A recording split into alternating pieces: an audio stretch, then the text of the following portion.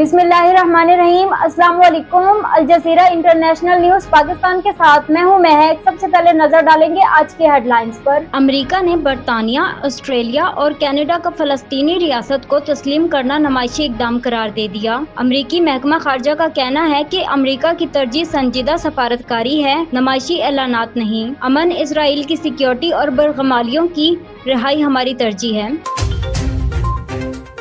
Election commission में 2 नई सियासी जमातें रजिस्टर्ड, सरबराहों के नाम भी सामने आ गए। इलेक्शन कमीशन की जानिब से जारी नोटिफिकेशन के मुताबिक आज़ाद अवाम पाकिस्तान पार्टी और तजदीद निज़ाम पार्टी रजिस्टर्ड हुई है। नोटिफिकेशन के मुताबिक आज़ाद अवाम पाकिस्तानी पार्टी के सरबराह मोहम्मद अली, जबकि तजदीद निज़ाम पार्टी के चेयरमैन खालिद जमान हैं।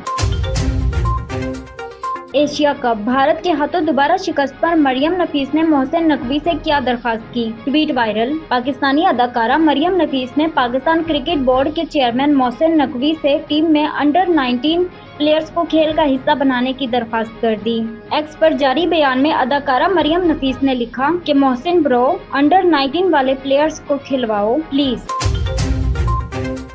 बिहाड़ी में वाटर फिल्ट्रेशन प्लांट्स खराब होने से शहरियों को शदीद मुश्किलात का सामना। Muslim Town grid station water filter plant बीमारियां फैलाने लगा। म्यूनिसिपल कमेटी की गफलत पर शहरी सरापा एहतजाज। शिकायत के बावजूद वाटर फिल्ट्रेशन प्लांट्स की मुरम्मत न करवाई जा सकी। शहरियों का डीसी इमरान तौकीर से नोटिस लेने का मुतालबा। वफाकी हुकूमत ने पेट्रोलियम मसनूआत की स्मगलिंग की रोकथाम के लिए सूबों से मदद मांग ली। वफाक ने पेट्रोलियम तरमीमी एक्ट 2025 पर सख्ती से अमल दरामद के लिए सूबाई हुकूमतों को खत लिख दिया।